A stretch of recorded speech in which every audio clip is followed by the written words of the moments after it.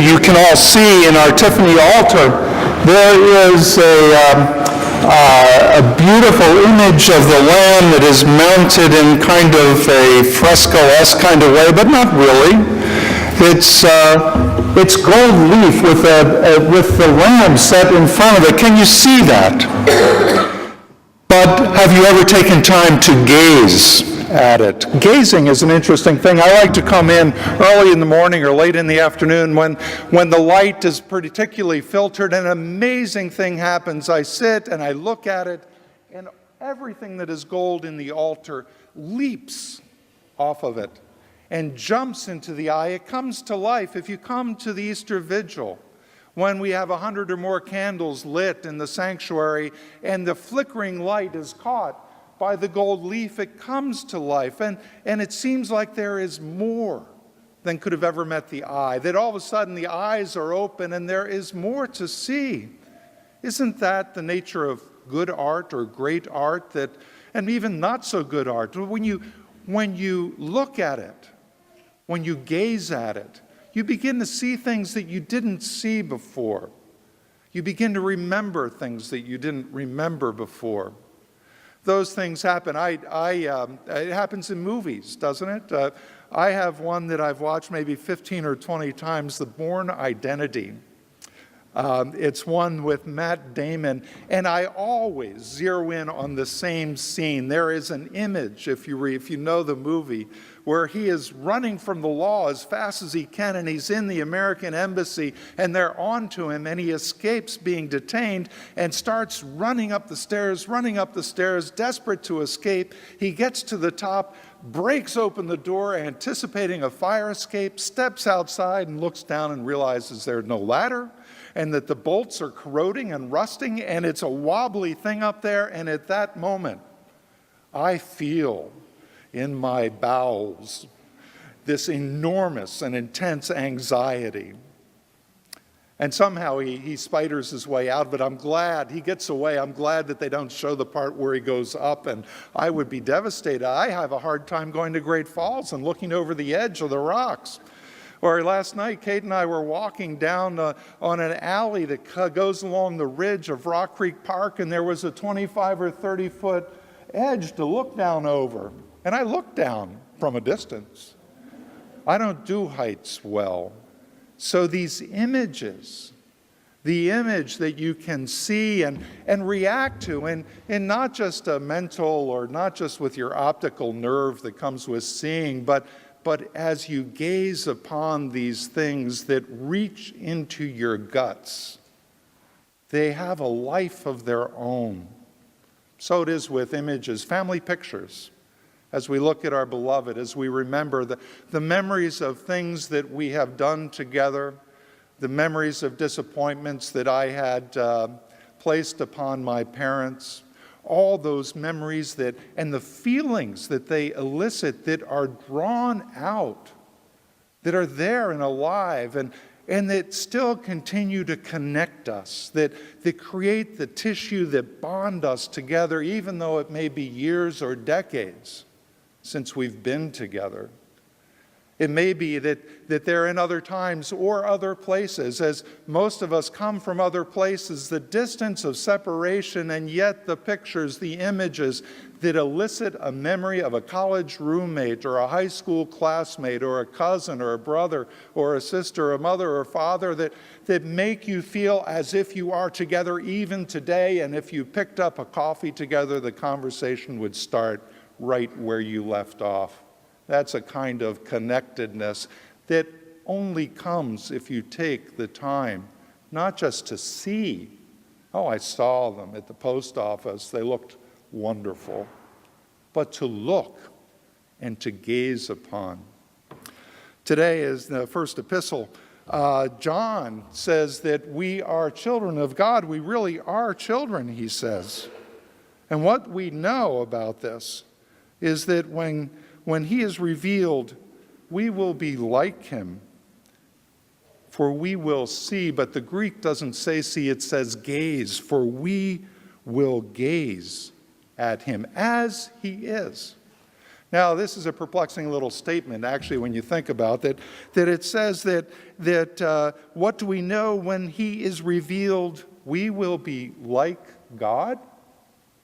Or, when you say that, doesn't it imply that God will be like us? Do you want God to be like you? It was a big dispute that John was in the middle of. There was a big fight about what is the nature of Jesus. Was Jesus really God while he lived among us? No, yes, no, yes. It went back and forth, name-calling, all kinds of stuff. But here it's saying that when you gaze upon God, you will realize that you are like God and God is like you. And then you run into these Beatitudes. Blessed are the exhausted in spirit. Blessed those who are begging in spirit. That's what the Greek is. It's not poor. Jesus doesn't talk about poor. He talks about beggars. Those who are so bereft that they are left to beg, Lord, have mercy. Blessed are the meek, the quiet ones. The book that was read this year was Quiet, wasn't it? About people living as an introvert and extrovert world. How many of you identify with that subtitle?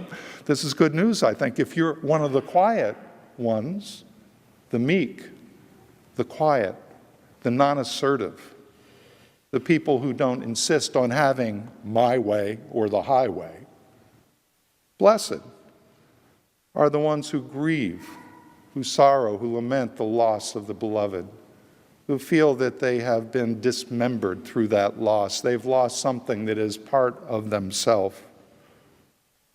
Blessed are those who are willing to suffer with others. They call that compassion.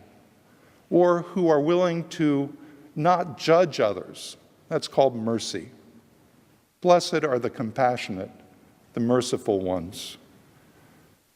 Blessed are the ones who are clean and spotless.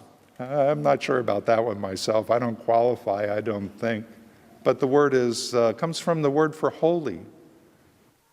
Blessed are those who are pure, Jesus says.